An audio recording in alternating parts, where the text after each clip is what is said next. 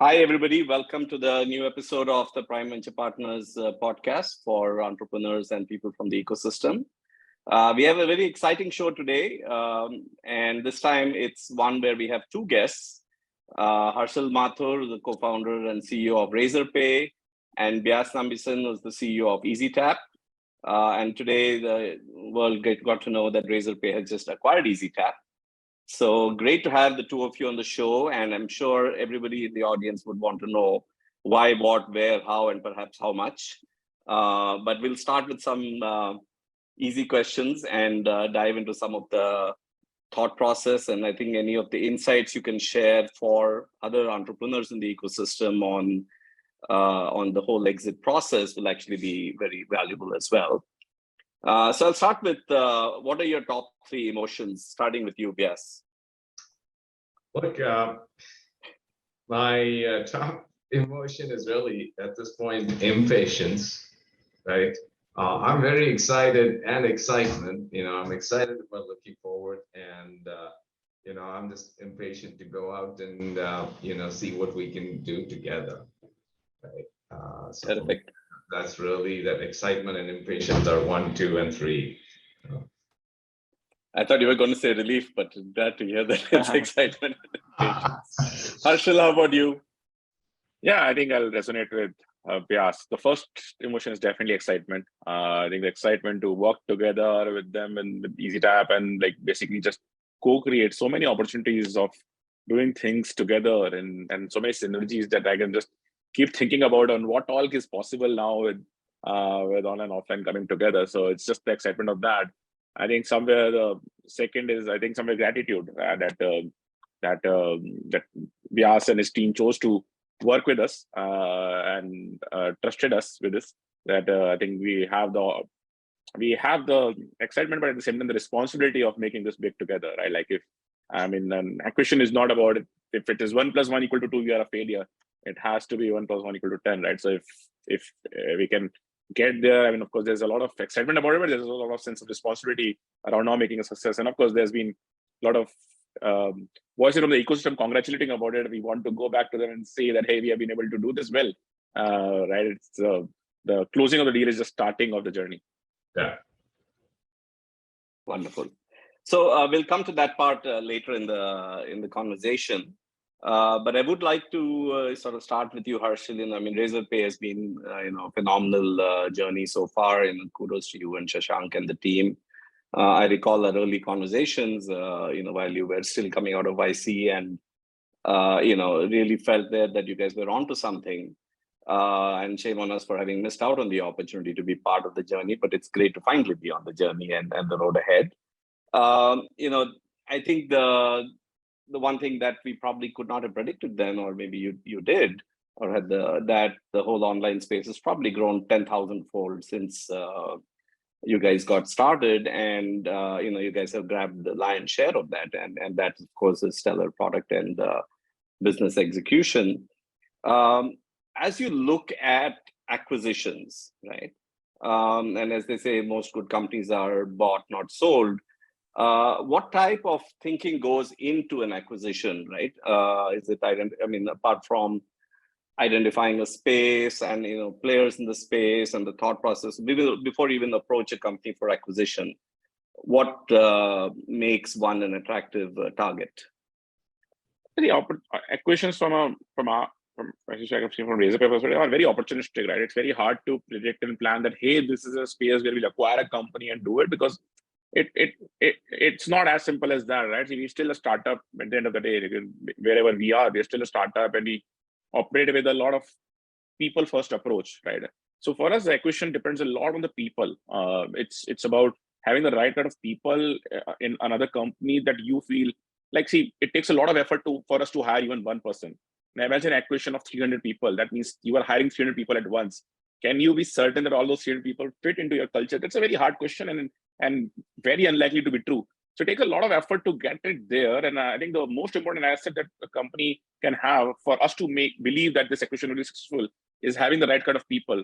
I think that is what worked for us here, that when we spoke to Byas and his team and the people in his team and everything, the one thing that hit us is that these are the kind of people that we would hire at Razorpay. These are the kind of people that we would want to make leaders at Razorpay, and getting them on board on day one quickly and bringing them together. I think that's the first and most important aspect. Of course, product, of course, market, and of course, execution capabilities and all of those things matter. But that came second. Having the right product mix that we would want to build out, having the right kind of execution that we want to build out, building the company in the right way. But all of that is also an answer coming out of people, right? If you have the right set of people who think like you and who work like you, then they would have built a company that you can feel proud to put your name on it as well. And I think that is what has been the primary driver for us. Wonderful. That's great to hear, because especially when you're buying a complementary capability, I think some of the insights that that company has derived over several years are not obvious and not easy to evaluate, right? Because it's a new capability. Tell us a little bit about the complementarity and the importance of, and how you look at that from a decision-making process. Yeah, so I think for us, the first decision making was that we wanted to get into the space of omnichannel payments. That was the first starting point, that we felt that the online offline stacks are merging together, like the lines between them are getting blurred over time. And from a business perspective, from a consumer perspective, and so it should happen from a payment ecosystem perspective, that we should have one single stack targeting both online and offline. So that's the first thought. There's a lot of complements that we could see and alignment we could see with our vision. Our vision being to provide a single platform for all financial transactions for a business, and offline payments played a very important role in covering that vision. So that's the first aspect, that does something align with the vision, and this did. The next step was to talk to people in the market, and of course, as a product company, our first approach always is to build. That's just what we default to. That if nothing happens, we'll build it ourselves, right? No matter what it takes. But a lot of times, right, when you go out and speak to the ecosystem to understand what's happening, I think the most important aspect, if you find a company or if you find a team that has built the business or built the product in the way that you would build it yourself, and you can fast track the journey with them, I think that becomes the key to the equation. And I think that's what ended up happening here. We spoke to a lot of people, and then we spoke to Byas's team, and then we realized that this is exactly the way we would want to build it, right? They started in the offline direction with the embedded POS, and then over time scaled up, and they just unlike a lot of offline companies, they didn't stick to offline. They also did card on delivery and stuff like that. So they were also thinking about omnichannel even before we started talking to them, serving clients like Amazon and Basket. So I think we could see the alignment in the visions, not just of what has happened so far, but where we want to go together.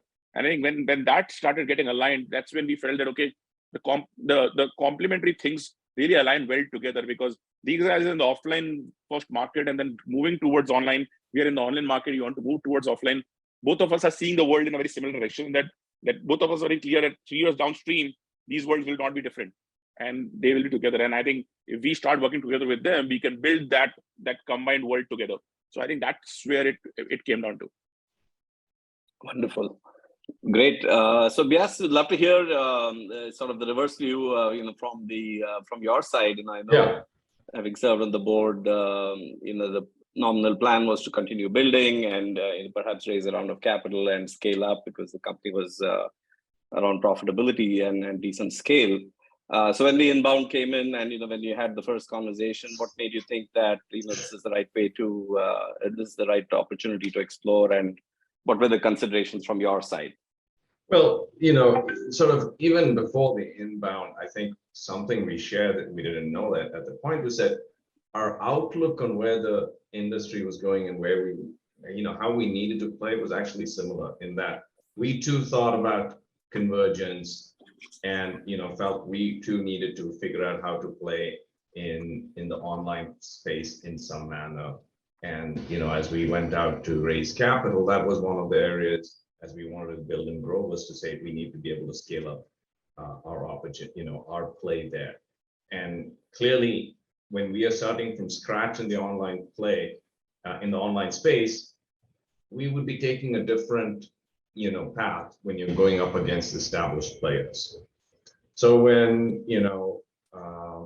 Harshil, and came to us and chatted, obviously the new opportunity was, this is sort of a really complementary. It takes us and allows us to do things without the limitations we would have had of trying to go up against big players, right, from building scratch. So that was clearly, exciting to us.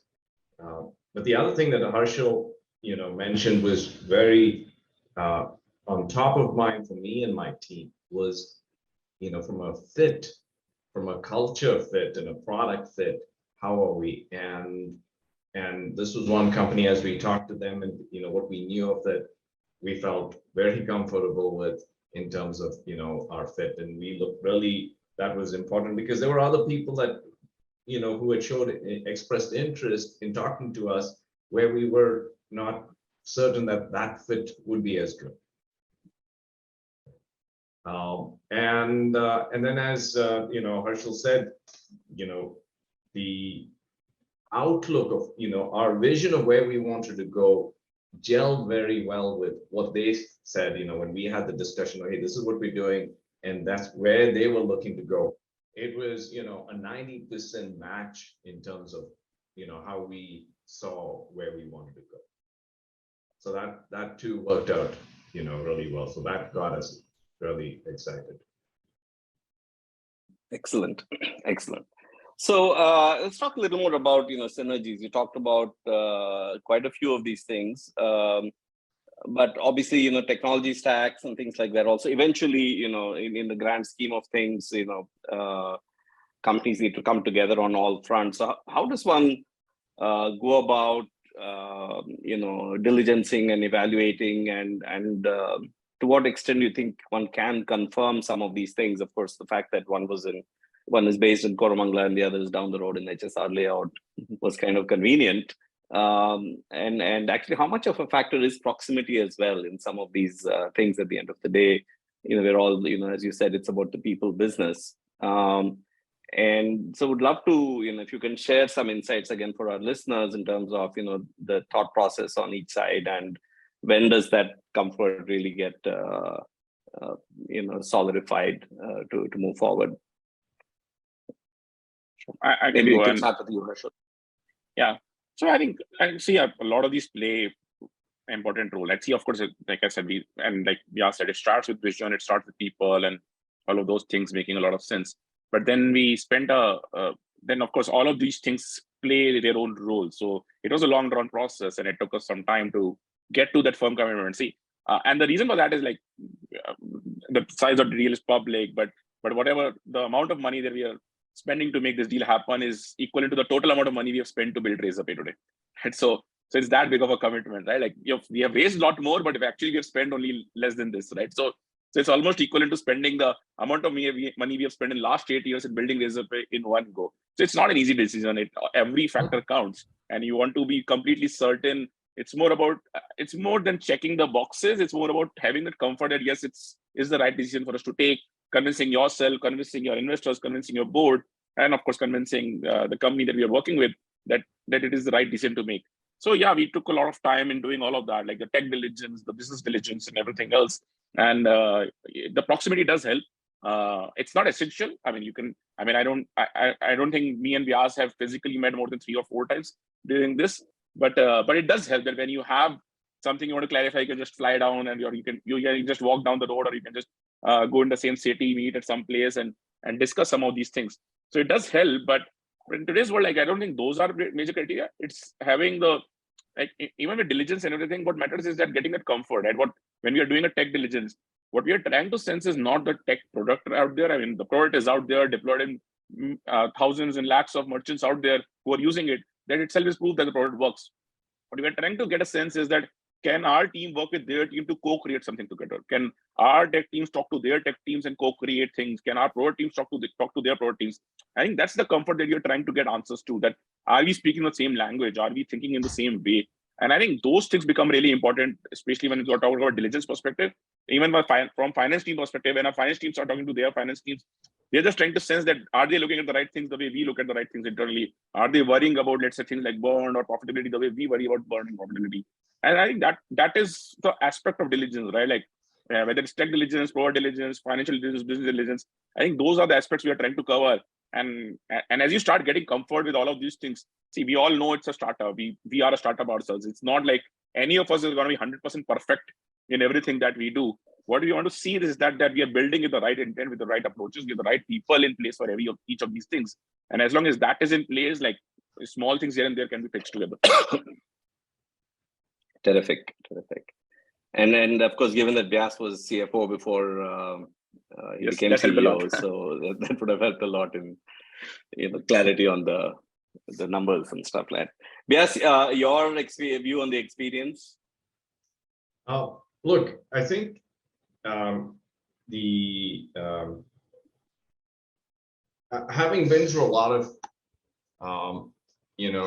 acquisitions in my past at Intel, I've seen. So I expected what I saw, and it did take much longer than I would have wanted it to, but when I put myself in Harshil's position, I would echo what he said, which is, hey, it makes sense to make sure you're not doing this as a afterthought, and really this is the right thing, and doing all the due diligence. And his perspective of, hey, this was as big as what they've invested so far in the company.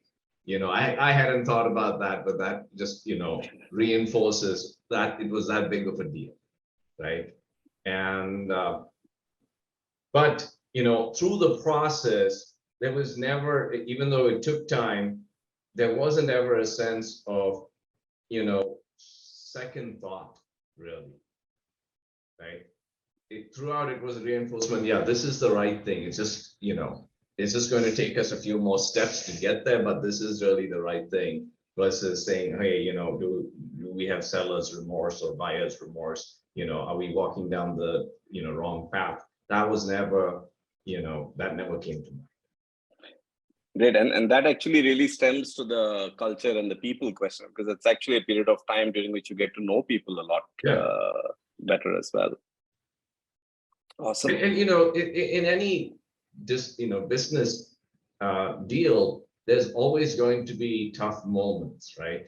And how we handle ourselves through those moments really gives us insight into each other, right? And that will either reinforce, hey, look, this is really, this is, let's figure out how to make it work because it is actually good for both of us. Or, you can get a sense of, no, look, there are red flags, warnings, etc.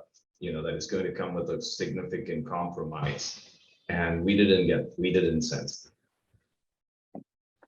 Terrific. Great. So let's think ahead here, right? And the path forward now, this part is done for, for shareholders, that's one milestone, but for the two of you, it's now building the business together, right? And of course, we're all shareholders and continuing to root for Razorpay now to become that much bigger and more successful. And how are the two of you thinking about it? I know there were some media reports about some certain dollars of investment that you had in mind and things like that, but I'm sure beyond that, I think it's more sort of the phase of digesting the acquisition, and then after that, really investing in the next phase of growth as perhaps collective growth. How are you thinking about it? And most importantly, what will your customers, your existing customers, perhaps some joint customers, and moving forward all the way down to the consumer, what do you see as something that we should be excited about? Yeah, so as I was saying earlier, right, like the closing of the deal is just start of that journey, right? And I think that now the most exciting but the hardest part begins, right? It is getting this live, right? And I mean, this is known in the world that like 9 out of 10 acquisitions in the world fail, and this is because it's really easy to close a deal, sign documents and everything, but getting this right, and it's a learning experience both for us as well as for Ezetap. I mean, we haven't done acquisitions of this size, and we are very cautious. We are very cautious about it. How do we approach it and ensure that it gets done in the right direction? There are a lot of accesses under which you are thinking, but the first access is, of course, what we said is the first access of deciding this is getting the people part right, like ensuring that the 300 people from Ezetap or 350 people from Ezetap that are now becoming part of Razorpay feel part of Razorpay and feel aligned to that common vision that we are going to chart together. The second aspect is the business aspect, right? Creating that business vision on where you want to be, and then the related aspect of that is the is the execution vision, which is the product, tech, and everything else, GTM and everything that comes along with it, that what we want to build next and how do we get it there. And I think each of these aspects has their own importance, and we need to find a way to balance all of those things out. But I think it all flows down from the people aspect, right? Like getting that right. Like, see, you can miss the business goal here and there, and it wouldn't matter. Like, we are not doing this acquisition for next 6 months or next 1 year. It's going to be a long journey that we'll build together for us. So all of those things can still be figured out. But if you get the people aspect wrong, then it sets the path for failure from there on. So my personal focus will be to ensuring that the team that comes on with Ezetap feels connected and aligned to the larger vision. The team that from Razorpay side that's going to work with them feels connected and aligned towards the larger vision that we want to build it together with them. And as we get that part sorted, we'll start focusing on the other aspects, which is the product execution, the tech execution, the GTM execution, and finally the business execution. And I think each of these components will have come with its own set of challenges, with its own set of issues. I'm aware of that, but I'm also confident that with me and Byas and the leadership team at Ezetap, we'll be able to work together and find great answers to all of those things. And I think the last few months of journey of getting this deal through has just given me more confidence that we can work together with them to get answer to any complicated problem, right? I think, and as long as that is true, we'll figure it out together. Yeah. Any comments on that, Byas? And I do want to come back to Harshil and put him on the spot a little bit and ask for some sneak previews of what he's thinking about in the integrated offering. No, I mean, I would echo what Harshil said, right? The 9 out of 10, I think I've been in those 9. Hopefully this is the 10th. I've seen where we've been part of the acquiring team in my old company where we've not done the best, but that keeps me very informed of the different ways of failure. And and one of my roles in ongoing would be to watch out for that, for the things that can lead us to that path. So I look at that, learnings from failure and hopefully translate that into success. Yeah. So I have to mention for our viewers that Byas spent almost 20 years in a little company called Intel. So when he talks about the 9 acquisitions, they probably have acquired 1,000 companies during that period of time. So not to just to set some context there. But let's talk a little bit, Harshil. If you had your brothers and you guys dream a lot about exciting products, what would be the top 2 or 3 things you would love to see happen in the market? Yeah, see, the opportunities are immense, right? Like, and let me give some context, right? Like, globally, there are very few companies across the world that have been able to have significant presence in both online and offline payments, right? Like, you have companies like Stripe who are huge in online, you have companies like Square who are huge in offline, but there are very few. Maybe you can name like 3 or 4 companies, maybe Adyen is one of them, which have been able to balance the online offline together, which have significant presence in both online and offline, and being able to build things together for them. I think one of the exciting aspects of India, first of all, is that our stacks are already truly omnichannel. Online. Like a stack like UPI is truly omnichannel. Like the UPI stack doesn't really care whether the transaction happens to online channel or offline channel. It's the same stack. Right. And I think similarly, things like tokenization and stuff that are happening in India are built in an omnichannel fashion. So we have the stacks. We will be one of the few companies that will have significant presence in both online and offline right on day one, because Ezetap already does like 10 billion plus of transactions in the offline space, have 500,000 merchant touch points. We have like $70-80 billion in the online space. So we already have significant presence in both. So what I'm really excited about is the synergy that comes out of it, the kind of product experience that you can build. The simplest answer would be that an Ezetap customer needs online payments and they can take it from Razorpay. Somebody from Razorpay side needs offline payments, they can take it from Ezetap. But that's not doing justice to the acquisition. Justice to the acquisition will be, let's say you walk into an offline store, for example, we power Jockey India. So you walk into a Jockey India store and you want to buy something and it's not available at that point of time, but it's available in the online site or some other store. Today, you can't swipe your card in the store and get that order delivered from the online channel or get that order delivered from another store, right? Mm-hmm. Like, because those drone systems are not talking to each other. But what if we can connect those systems together? That you walk into a store, you like the product, you touch and feel the product, you like it, but it's not available in your size. You can place the order and you get delivered at your home, right from that store. You don't need to go to a website and then do all of the process all over again. By that time, the customer will most likely go to 20 other websites, right? So that is just one example of things we could do. Similarly, like tokenization is getting big in India.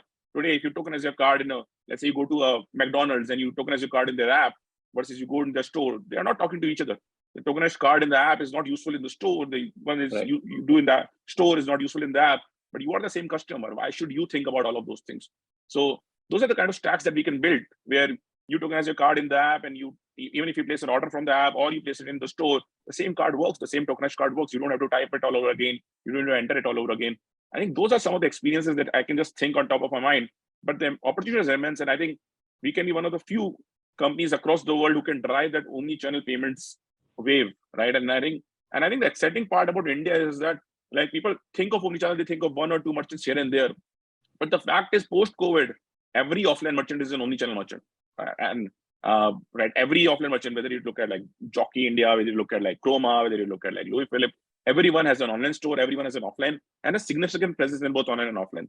So the businesses are already omni-channel in their ways, but they are talking to two different systems, two different operations, two different reconciliations. But if we can combine that together, the amount of value I can create for the businesses is immense. And then some of the consumer stories that I talked about can create immense value for consumers. So I think it can be a win-win for consumers, businesses, and the ecosystem if we can get this right and create some amazing experiences translating across online and offline. True, and also with ONDC and things like that coming in now, I think again, all these worlds are going to merge together.